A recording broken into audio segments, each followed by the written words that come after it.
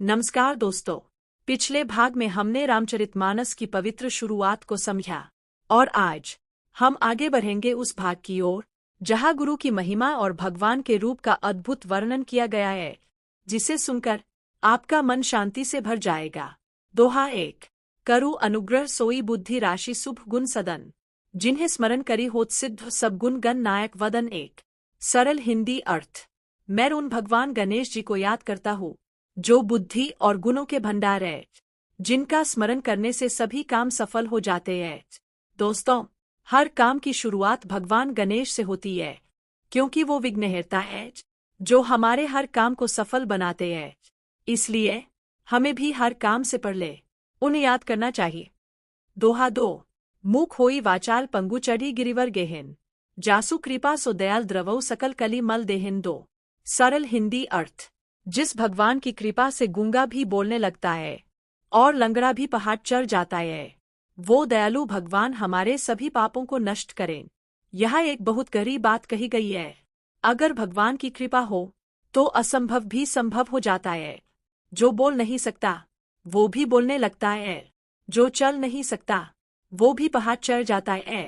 बस सच्चा विश्वास होना चाहिए। दोहा 3। नील सरोवर श्याम तरुण अरुण बारिज नयन, करुसो मम ऊर्धाम सदा क्षीर सागर शयन। 3 सरल हिंदी अर्थ। भगवान का रंग नीले कमल के समान है।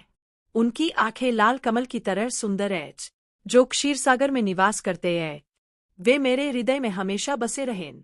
दोस्तों, यहाँ भगवान के सुंदर रूप का वर्णन किया गया है। उनका रंग नीले कमल जैसा शांत और आंखें प्रेम से भरी हुई। ऐसे भगवान अगर हमारे दिल में बस जाए तो जीवन में कभी दुख नहीं रहता। दोहा 4। कुंद इंदु समदेह उमा रमन करुणा अयन, जाहि दीन पर नेह करो कृपा मर्दन मयन। 4 सरल हिंदी अर्थ।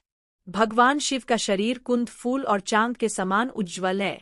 वे करुणा के सागर हैं, जो गरीब और दुखी लोगों पर हमेशा कृपा करते हैं। भगवान शिव, जिन्हें भोलेनाथ कहा जाता है, वो बहुत सरल और दयालु है। जो सच्चे मन से उन्हें पुकारता है, भगवान शिव उसकी हर परेशानी दूर कर देते हैं। दोहा 5। बंधु गुरु पद कंज कृपा सिंधि न रूप हरि, महामोह तम पुंज जासु बचन रविकर निकर पांठ। सरल हिंदी अर्थ। मैं गुरु के चरणों में प्रणाम करता हूँ, जो कृपा के सागर और भगवान के समान है, जिनके वचन सूर्य की किरणों की तरह अज्ञान के अंधकार को दूर कर देते हैं। गुरु का स्थान भगवान से भी ऊंचा माना गया है, क्योंकि गुरु ही हमें सही रास्ता दिखाते हैं। उनकी बातें हमारे जीवन के अंधेरे को रोशनी में बदल देती है। दोहा 6। बंधु गुरुपद पदुम परागा, सुरुचि सुबास सरस अनुरागा, अमिय मूरि में चूरन चारु, समन सकल भवरूज परिवारु। 6 सरल हिंदी अर्थ।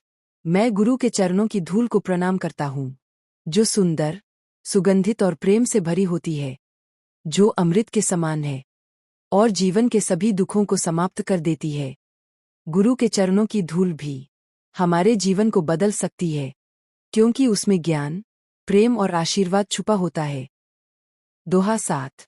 सुकृति संभु तन बिमल विभूति, मंजुल मंगल मोद प्रसूति, जन मन मंजु मुकुर मल हरनी, किए तिलक गुण गण बस करनी। 7 सरल हिंदी अर्थ। यह पवित्र भस्म, विभूति, भगवान शिव की है, जो शुभ और आनंद देने वाली है, जो मन के दोषों को दूर करती है और गुणों को बहाती है।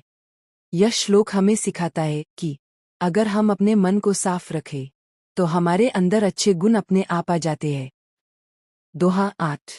श्री गुरु पद नंग मणि गण ज्योति, सुमिरत दिव्य दृष्टि हियम होती, दलन मोह तम सो सप्रकाश, बड़े भाग उरावहीन जास। 8 सरल हिंदी अर्थ। गुरु के चरणों के नाखूनों की ज्योति मणियों की तरह चमकती है, जिसे याद करने से दिव्य दृष्टि मिलती है और अज्ञान का अंधकार दूर हो जाता है।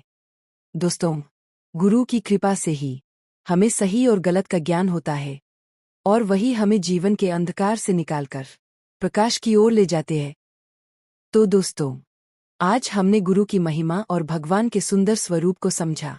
अगर आपको ये वीडियो अच्छा लगा हो तो लाइक, शेयर और सब्सक्राइब जरूर करें, क्योंकि आगे हम और भी सुंदर भाग इसी तरह आसान भाषा में समझेंगे। जय श्री राम।